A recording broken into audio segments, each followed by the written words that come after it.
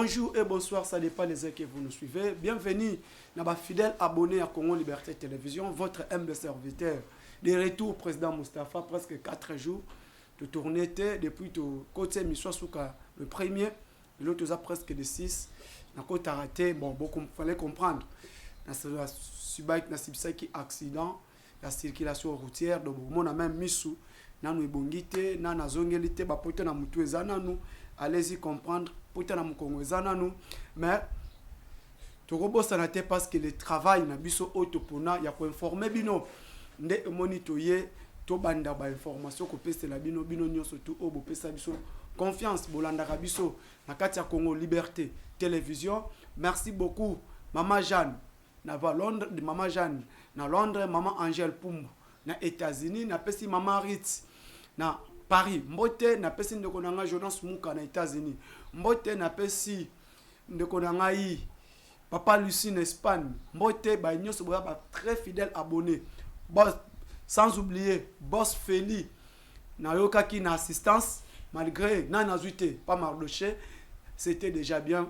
Na pesi pe Mardoché devant la caméra auto bien empreinte digitale. Mbote belé na pesi ba communicateur nyonso tout ya Congo Liberté. Mbote belé pandeko nanga Sardou, je salue là où il est, pandeko nyonso tout. O ba défilara na kati ya Congo Liberté Télévision bitakwira bomba na pesi bino nyonso tout mbote na assistance na bapel o botika kinga ité o pe balanda kinga na hôpital na HJ là où j'étais interné na pesi bino nyonso tout mbote na ba nyonso tout ba combattant nyonso IDPS o bazwa assister maman Antoinette Samba Kalambai na ministre Amine que je salue. Excellence ministre Kibassa, princesse Kibassa, vraiment une assistance, merci beaucoup, je suis de cœur avec vous. Actualité n'oblige. Bande konangai, baïno sobolanaka Congo Liberté Télévision. Actualité tozo lobela, tozo la étude comparatif. Qu'est-ce qui se passe? Est-ce que Félix Tshisekedi va rester avec la EAC ou Félix Tshisekedi va quitter EAC? Parce que biloko tozo mona comme si contrat commercial entre la République démocratique du Congo et EAC. Donc quand je parle EAC, Communauté d'État et Afrique de l'Est, Kenya, Rwanda, Ouganda, Burundi, nous prenons Tanzanie et Mozambique. Est-ce que Félix Tshisekedi va rester toujours avec la EAC ou Félix Tshisekedi va continuer avec la EAC, mais d'autres parties économiques, nous sommes avec la SADC. Parce que tout le monde a vu, la semaine passée, le président de la République restait focalisé avec contrat commercial sur les plans. Évacuation à mine. Toujours un contrat commercial, tout le monde a vu, Zambie, Angola et RDC. Deuxièmement, Félix Tshisekedi va encore avec la force, avec contrat commercial militaire. Là, tout le monde présence, il y a présence, il y a Cyril Ramaphosa, qui est l'ami, président intime, il y a Félix Tshisekedi. Wana Nazoeb Sabino, c'est l'ennemi du Paul Kagame. Obomona wana. Sobomoni Ramaphosa, ennemi à Paul Kagame. Et présence, il y a Ramaphosa, bozomona Poutine, bozomona président Corée du Nord, bozomona président Inde. Vous voyez l'Égypte, vous voyez la Brésil. Bozomona ba pays wana obaza membre force de BRICS. Et comme il peut y a président Félix Tshisekedi. Tozo mituna. Ba contrat est signé à Mexico. Et ça militairement ou sur le plan commercial aussi avec l'Afrique du Sud. Parce que sur le plan Afrique, première puissance économique en Afrique, nous sentons tout au début. C'est l'Afrique du Sud, suivi de l'Égypte, Maroc, Algérie. Si vous avez senti Fachi, à côté de na carré magique. Otobanako Luka. Fachi à côté. Na carré magique wana siko to moni présence ya BRICS, présence ya Afrique du Sud. Batu balobaki Félix Tshisekedi, rien ne va, pays ça ne marche pas, crise économique, crise de la raison matabilo ko matinzala partout. Na ebisa kibino le lobo person a raison. Première puissance économique de l'Europe, c'est l'Angleterre. Puissance économique de l'Europe, c'est l'Angleterre. Après, Allemagne et Angleterre. Moment Sabino, délestage ekoti na Angleterre. Batu bozoye bate, on a ko informer bino lelo boyeba yango, délestage ekoti na Angleterre. Ba comme na 3 heures du temps par jour il y a délestage. Ta tu sais bino que crise oyo eza mondial, eza problème ya Félix Tshisekedi te. Crise eza mondial bondima kité. Tokolobele yango. Demi balé, délestage ekoti na France. Délestage peut ekoti wapi na France même na Belgique. 3 heures du temps par jour. Allez-y comprendre maintenant. Tu dis ça qui bino ko matabiloko crise eza mondial, ce n'est pas toujours crise économique. Deuxièmement, courage. Eh ba wazalendo. Ba wazalendo na telemi na pesi bino sako. Les ba wazalendo lo sako. On a pesi lo sako eza vraiment lo sako ya bino ba wazalendo. Ba wazalendo ba beti ba M23. La force autodéfense. Les Bawazalendo, Baotiko déloger M23 dans 5 villages. Ba Bengani ba M0. Ba Bengani ba M23 ba récupérer ba 5 villages na territoire ya Ruchuru na territoire ya Masisi. Les Bawazalendo. Ba mama na ngai ba bolanda ngai. Bawazalendo wana. O ba déloger ba M23. Ba déloger ba on na territoire ya Masisi. Dans 5 villages occupés par les M23 et dans le territoire ya Ruchuru. Bawazalendo to pesi bino lo sako dona Kinshasa a onde to zaboy. Bawazalendo so bozalaki mais to fete na bino. Po niveau ya maboko to zo betela bino. Niveau ya courage o to zo soutenir bino. Niveau ya soutien na biso o bozui. Les Bawazalendo, nous sommes de cœur avec vous. Courage na musala o bozo sala. Courage ne bozo ko déloger ba M23. Courage ne bo libérer territoire à Massi. Ne bozo libérer. Ne bo libérer 5 villages. Na territoire à Masisi, 2 na territoire à Masisi, 3 na territoire ya Ruchuru. Vraiment ba wazalendo, nous sommes de cœur avec vous. Moma tuko to bandi. Bandeko. Nous sommes en tozoko kende na élection. Ce que moi je trouve bizarre, processus électoral au tozoko kende. Comment c'est possible aujourd'hui? Martin Fayulu, Moïse Katumbi, au Aza Congolais de père et de mère. Martin Fayulu qui n'est pas Congolais de père et de mère. Joseph Kabila, la nationalité est buguée. Si c'est qu'on est baraté, est-ce que c'est vrai c'est un fils biologique de Moïse Laurent Désiré Kabila qui n'est pas aussi Congolais de père et de mère? Mais au moment que je vous dis, ce que je vais vous dire, qu'aujourd'hui, Joseph Kabila bazo ko imposer biso que na dialogue. Baligné élection tito que na dialogue. Pendant qu'au moment le train a déjà quitté la gare, enrôlement est salemi, révision fichier électoral est salemi, ba auditer fichier électoral, l'électorat est convoqué, moi c'est le même moment. Moïse Katumbi, Matata Mpogno, Joseph Kabila, Martin Fayulu, Denis Sesanga, soi-disant des opposants, qui veulent qu'on puisse aller en négociation, en dialogue. Donc, il y a une table de négociation. Pour tout quitter le processus électoral, bah, quand il y a un gouvernement, donc il y a un dialogue. Place Toza. Si j'ai un abisso ya lelo, n'a pas de konanga mardoché a comme titre siko lelo, pas titre nazo bibisango siko. Titre émission lelo ezani. Chers combattants, titre yango. L'opposition congolaise ne veut pas les élections. L'opposition impose au chef de l'État dans la négociation. Négociation, négocier. Donc direct, l'opposition veut la négociation, ils ne veulent pas les élections. Et en même temps, bah, autodéfense, bah, déloger bah, M23 dans 5 villages, dans le territoire à Niras, dans le territoire à Ruchuru, dans le territoire à Masisi. C'est ça le titre de l'émission. L'opposition ne veut pas aller aux élections. Opposition va ligner négociation. Les 5 leaders de l'opposition, ne veulent pas les élections. Veulent négociation avec Félix Tshisekedi. Et en même temps, les M23 va déloger bango pa Bawazalendo dans 5 villages. Les Bawazalendo récupèrent 5 villages dans le territoire de Masisi.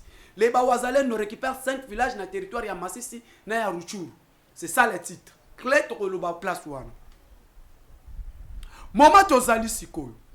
Bandeko, pendant que élection oyo batu bazobo batoto gouvernement abimisi mbongo ebele poto kende na élection plus ou moins 1 milliard au gouvernement abimisi poto kende na élection batiki pe enrôlement et salemi audit ya fichier électoral et salemi les experts au balobaki expert externe expert externe au bautaki Afrique du Sud na au bautaki Malawi na niveau SADC ba auditer fichier électoral et les opposants ba expert ba pesi compte randi c'est le meilleur fichier au RDC na nozoate et ça fichier oyo ya Denis Kadima et c'est le meilleur processus électoral au RDC na salisate c'est le processus électoral ya Denis Kadima en même temps mes chers combattants tout le monde subitement gouvernement a engagé des moyens le président de la République a tiré pression par CENI à organiser une élection libre, transparente et apaisée. Élection au Moutounio surtout a consenti que oui, c'est ça le meilleur électorat. Tokei, subitement, bon opposant, bah comme on l'a bas, élection au token élection, token à négociation, token à dialogue, table ronde, Félix Tshisekedi ou au pouvoir, Félix Tshisekedi opposition et en même temps le mouvement société civile. Donc il y a un dialogue. Bato bazo senga dialogue baché congolais, bato baba congolais de père et de mère. Bato yoyo baza cité na mejeso ya mboka, c'est les mêmes gens au bazo imposer biso, donc il y a un dialogue avec qui? Dialogue au nani. Moment où tu as un processus déjà, il y a électorat est déjà convoqué. Les députés nationaux vont déposer candidature. C'est le même heure que Fayoulou veut imposer, allez-y au dialogue.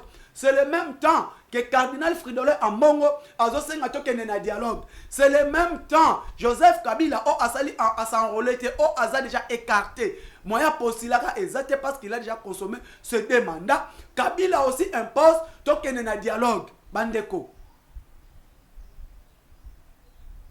Pendant que Cardinal Ambongo, lui il est homme de Dieu. Comment Cardinal Ambongo, il faut asseoir à Félix Tshisekedi dialogue. Félix Tshisekedi anima dialogue aux oppositions et aux senga. Là tu n'es pas encore l'église au milieu du village. Là tu deviens maintenant un opposant parce que l'église dans le milieu du village faut être là. Pendant que moment autozali, ba moyen nyo so etiami pour élection et salema. Le même temps l'opposition congolaise et Zosenga tokende na dialogue.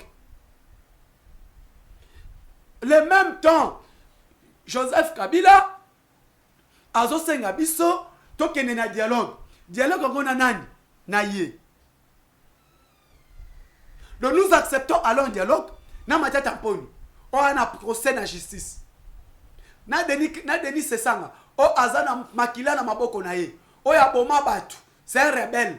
Toke na élection, na dialogue nanani, Matata Mponi, Bukangalonzo, Martin Fayoulou, étranger, Moïse Katoum, étranger. Ça c'est blagué avec les gens. C'est blagué avec les gens. Qui ne savent pas, Bukangalonzo na mbongo ebima. Et dossier Matata za na justice. Bandeko, toko kende na élection. 2023 au décembre, élection ezali. L'UDPS, nous sommes prêts à aller aux élections. Et les candidats n'ont déjà dossier au Bongama. Je pense que dès cette semaine, le secrétaire général de notre parti va déposer la liste de tous nos candidats députés nationaux. Et les mosaïques autokenango, les élections déjà nous sommes prêts. L'union sacrée, on va aller aux élections. Batubazoka mwabaloba. Bamoni nini. Naebisa kibino. Batu balandaka ngai na ebisa bino kala que opposition baza prête na élection. Ils ne sont pas préparés pour aller aux élections. Je l'ai dit, l'opposition ne prépare pas les élections, mais l'opposition prépare les boycotts. L'opposition n'est pas prête pour les élections, mais l'opposition est prête pour boycotter les processus électoraux. Que l'opposition n'est pas prête d'aller aux élections, mais l'opposition est prête pour créer un climat d'insécurité. Le Lobomoni, bato bakangami bakinape baza bato bazakana Bibi Kapinga et Bibi Kapinga ozakana Olive Lembe tomoni ba photo bato bakangami na ba Olive Lembe na Kingakati bato bakangi na Bibi Kapinga qui est le communicateur de maman Olive Lembe boko comprendre que non mouvement ya insécurité za na ville ya Kinshasa tato lobaka yango Kingakati pe batala yango bien et aujourd'hui le kola ba kinaper na bango ba préparaki ba mobondo ba préparaki le plan est lamentablement échoué maintenant ba na deuxième phase dialogue. Comment vous avez ma élection soit disant Tshisekedi a lamentablement échoué.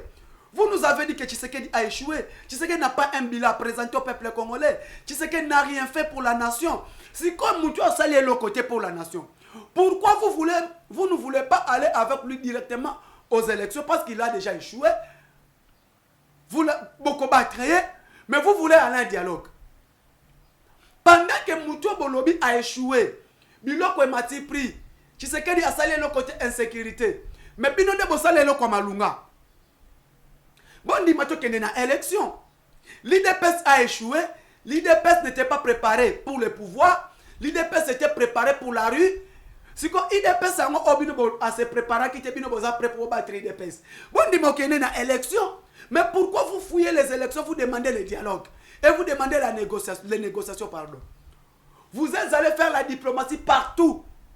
Vous avez fait le tour du monde. Que Tshisekedi ne va pas gagner les élections. Tshisekedi a salé le côté. Pendant Mboka, toko battre. Si quand le moment où tokomi, et comme on non, toko na dialogue. Oh. Avec qui aux élections? Parce que loi Tchani même elle est quittée. Mais loi Tchani ça n'est pas congolais. Loi Tchani même qui est dans l'Assemblée nationalité. Loi Tchani ba congolais ba nango na motu. Ba yebi que de père et de mère ezali. Qui ne savent pas Moïse Katumbi n'est pas congolais. Maintenant qui peut aller voter Moïse Katumbi? Qui ne savent pas c'est ça c'est un rebelle. Na yebi ça qui bino opposant. Pour kende bien à l'élection. Bon ça le choix. Il y a c'est ça comme candidat commun de l'opposition. Na pesa ki bino leso moko. Pour besoin même 100 000 voix. Bon ça là c'est ça confiance comme candidat commun de l'opposition. Pourquoi? C'est ça c'est un Congolais de père et de mère. Mais Katumbi n'est pas Congolais ni de 25%. Fayoulou n'est pas Congolais ni de 25%. Matata Ampogno n'est pas Congolais ni de 25%. Pourquoi président Moustapha Lobi Matata Ampogno est Congolais pendant qu'il est premier ministre, il ministre des Finances? Mais non. Matata Ampogno a un Mbokoyo. Époque là, le professeur Lunda Bouloulou était premier ministre. Lunda Bouloulou a démissionné. Et Lunda Bouloulou nous a dit ceci. Je connais Matata Ampogno, les jeunes ambassadeurs rwandais crédités au Congo. Pendant que moi j'étais premier ministre. La phrase de Lunda Bouloulou. Moïse Katumbi, son père est italien et sa mère est zambienne. En même temps, Martin Fayoulou, son père est camerounais et sa mère est sénégalaise. Maintenant, Kabila, tu as une nationalité Bigueux. Parmi tout, les de l'opposition. Faites le choix de ces sangs. Faites le choix de ces sangs à une élection à Félix Tshisekedi. Le conseil n'a pas ça kabino. Si comme vous sentir loi Tchani et Gangi. Loi Tchani Yangwana. Moïse Katumbi. Ce qui a un dialogue parce que loi Tchani est là. Si comme ni bazoluka. Bandeko ba opposant wana. Oh bon, soi-disant les opposants. Soi-disant des opposants ne sont pas des opposants, mais sont des aventuriers. Je l'ai dit franchement, sont des qui? Des aventuriers, ne sont pas des opposants. Pour votre information, Moïse Katumbi na Bakabila, na Matata. Balingi dialogue pour nanini. Premièrement, on va alors donc un dialogue. Balongo la processus dans l'Assemblée nationale. loi Tchani babwa kayango. Loi Tchani elongwa. Nde loko Moïse Katumbi a commencé un dialogue. Joseph Kabila a fait un dialogue pour réviser la constitution. Des mandats renouvelables une seule fois elongwa. Mandat encore renouvelable une seule fois balongo lango. À côté d'un processus électoral. Matata Mponyo procès Bukangalonzo bakwa isayango. Et qui veut dire bazala ba blanchir Matata Mponyo. Et l'autre a fait un dialogue ya wana. Or les Congolais, nous sommes allés dans 52 dialogues dans Mboko. Et même l'autre côté, pour nous la jeunesse congolaise. Et l'opposition, batala kamabumuna bango. Et ne regarde pas comment les pays, comment les peuples souffrent. Batala kanini mabumuna bango. Deuxièmement, ezanini. Classe politique congolaise, politiciens, ezamouke, ça il a intérêt à peuple. Allez-y voir. Concernant la loi Tchani, qui est la loi pour l'intérêt de la République, Moïse Katumbi Matata Mponyo Fayulu Kabila veut imposer aux Congolais, allez-y au dialogue. Pourquoi loi Tchani Bakwa est réviser la constitution pour leurs propres intérêts? Et les intérêts de qui? Les intérêts de Matata, les intérêts de Kabila, les intérêts de Katumbi. Et ce sont ces trois personnes qui ne sont pas des Congolais de père et de mère. Quand est-ce qu'il peut faire? Il peut proposer un dialogue pour les social des peuples congolais, ses opposants. Les Loboebisaki Batu. Tshisekedi a échoué vie et zacher. C'est ça que vous nous avez dit. Vous nous avez dit dans la marche de l'opposition. Vie et zacher, insécurité à l'est et insécurité à Kwamuntu. Et là, Loboebisaki biso yangwana. Pendant que insécurité zali na est na Kwamuntu, pourquoi vous proposez te loi ya promulgation militaire? Bon soutenir yango. Fachi acha bakoki na loi wana pour intérêt ya armée. Mais besoin na proposition pour intérêt ya bino ba politiciens. Et politiciens yango banani mal intentionnés qui ne sont pas des Congolais. Voyez-vous peuple congolais. Moment où guerre est na est. Oriye l'opposition ba soutenir ba wazalendo parce que ba wazalendo wana bazo bunda derrière FRDC. Oriye l'opposition et tu as pression au gouvernement, chef de l'État à reconnaître ba wazalendo. O bazo bunde la mboka na est. Bazo boma ba M23, bazo déloger ba M23 na ba village ebele. Au lieu de proposer cela, au lieu de proposer au chef de l'État que le président de la République, comme les Bawazalendo montent en puissance, les FARDC montent en puissance, engageons seulement la guerre avec le Rwanda. Mais bino besoin y a une négociation. Pourquoi? Parce que l'opposition là est fabriquée par Kagame. Pourquoi? Parce que l'opposition là c'est l'opposition de Kagame. Kagame maintenant il se voit battu contre 1000 pas Félix Tshisekedi. EAC bazo longwa, Monusco bazo kende, Kotoyo Sadek, Kotoyo FARDC saison monte en puissance chaque jour. Chaque jour bibundele FARDC zoya. Chaque jour recrutement et entraînement. Yaba paracommando et comme fort. Kagame maintenant appelle que ba paracommando opposition. L'opposition a les pression. Félix Tshisekedi tient pression pendant Herboko dialoguer ngana pema. Côté Afrique du Sud, FARDC, coalition forte militaire, coalition puissance militaire pour aller à l'est. Tala, hey Nzambe. Bawazalendo bayanduki, FARDC ayanduki, Côté Afrique du Sud ayanduki, Angola ayanduki, Zambie ayanduki, Kagame, tout la mousse yazaza. Okuna okimita. Nano tindi ba opposate na dialogue. Nano tindi ba opposate na dialogue te. Na yebisa kabino ba Congolais o balandaka ngai. Ba papa na ngai, ba mama na ngai. Bisika no sobozali.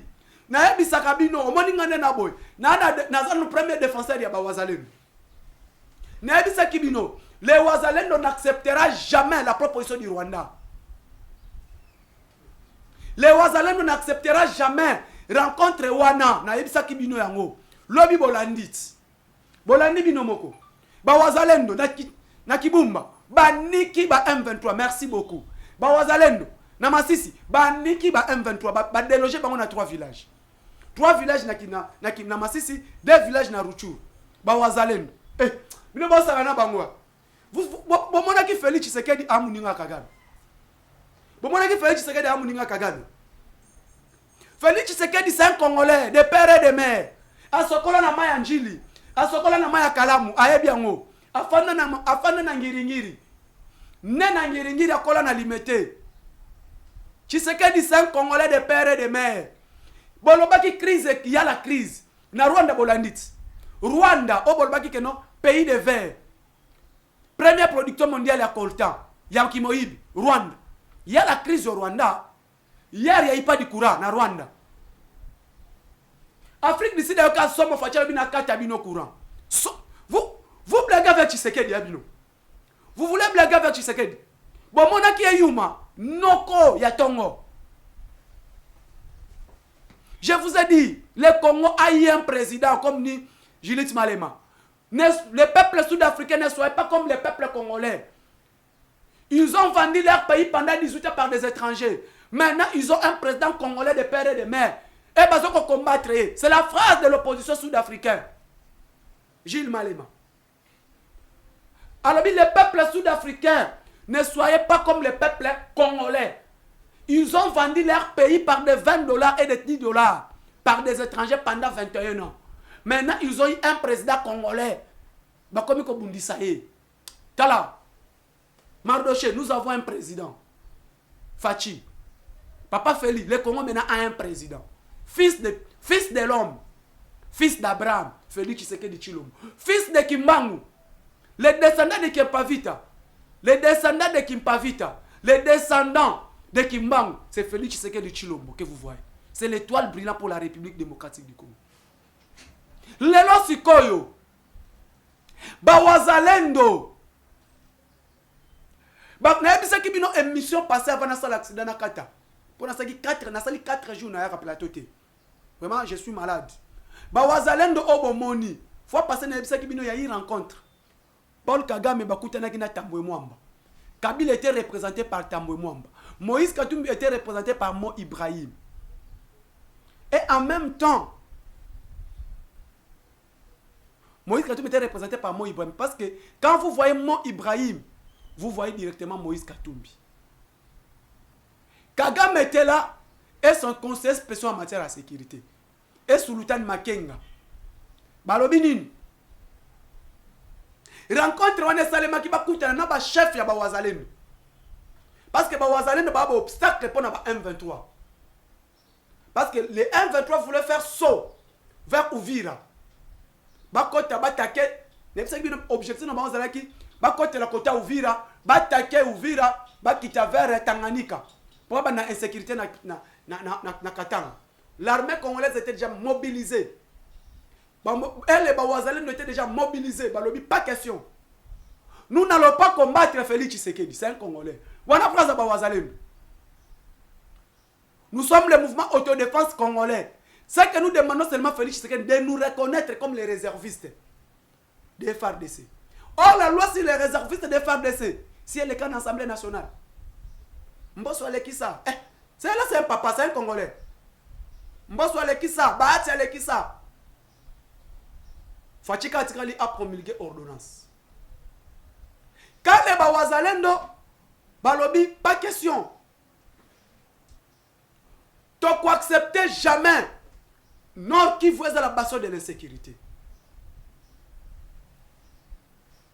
Bawazalendo, Erbayoki, Kabongo, Bayanduki, Baniki Bangosus, Baniki, Ba M23, la position Mongos, mais c'est le président de la République. Les Bawazalendo sont des Congolais. Nous demandons simplement de les reconnaître comme les réservistes. Premièrement. Deuxièmement, monsieur le président de la République, courage na Mama Samba Kalambay. Parce que l'on construit pour Mauragame, code minier. Le ministre Mine a sali loi arrêtée. À lobby, tous les sites miniers à Kivu, il y a Grand Kivu. FARDC, Abimissa, les artisanaux, l'exploitation, tout à suspendre. Madame le ministre Amine. Quand suspendre, Samba Kalambay a sauvé la République et a bloqué Rwanda.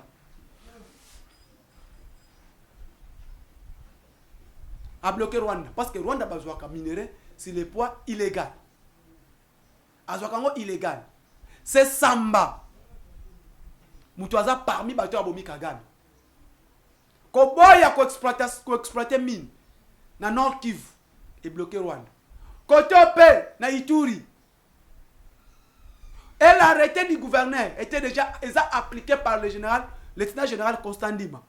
Afin de ce qui a obligé tous les sites miniers Rubaya partout. Babimisi tous les exploitants minéraux artisanaux. Babimisi ba. Muto ba kota kuna bakangie moyibi. Premièrement c'est la MONUSCO. Babimisi MONUSCO na Rubaya. Babimisi na Masisi. Babimisi na Ruchuru. Babimisi bango na Nirango. Balobi awa. Ba wazalendo bakotikala na FRDC pour babundela mboka. Côté pression, MONUSCO départ. Au moment où je vous parle, les Bawazalendo et la population va chasser MONUSCO dans le territoire de Nyangongo, territoire de Masisi na Ruchuru. Et maintenant, moi, je suis MONUSCO quand tu es même M23 exaté. Là, j'ai dit, Maman Samba a sauvé la nation. Donc, arrêtez à Maman Samba. Équipe Ebengani MONUSCO, Ebimisi MONUSCO, Nabakare Minier, tout Nabasiti Minier, arrêtez à Maman Samba. Et sali Kesikoyo. Place Baïbelaka et Katana. Au moment où je vous parle maintenant, Naïbisa Kibino, collaboration militaire entre FRDC et Afrique du Sud. Les travaux de préparatoire mixte Sili. Maintenant, le long de chef de l'État va signer la signature. Va signer la signature maintenant, coopération militaire et République démocratique du Congo, na Afrique du Sud. Il y a un qui dit Kagame, Torokange na Maboko. Là, je vous informe, peuple congolais. Je vous informe, mes frères Balandaranga, Kagame, Torokange na Maboko. Parce que force aux côtés de l'Est, Kagame, on va l'arrêter na Maboko. Namibie, RDC, Afrique du Sud, Angola, Zambie. Kagame Torokange na Maboko. Koto pe MONUSCO wazalendo bazo desh babengani bango babengani force à EAC wazalendo niko senti EAC sur terrain te to ebisa kibino biliaki Kagame bikoki ba union sobolinganga ba union soboza abonné ya Congo Liberté Télévision. Mon numéro plus 243 89 86 52 097. Merci beaucoup. Plus 243 89 86 52 097. Je dis et je vous remercie.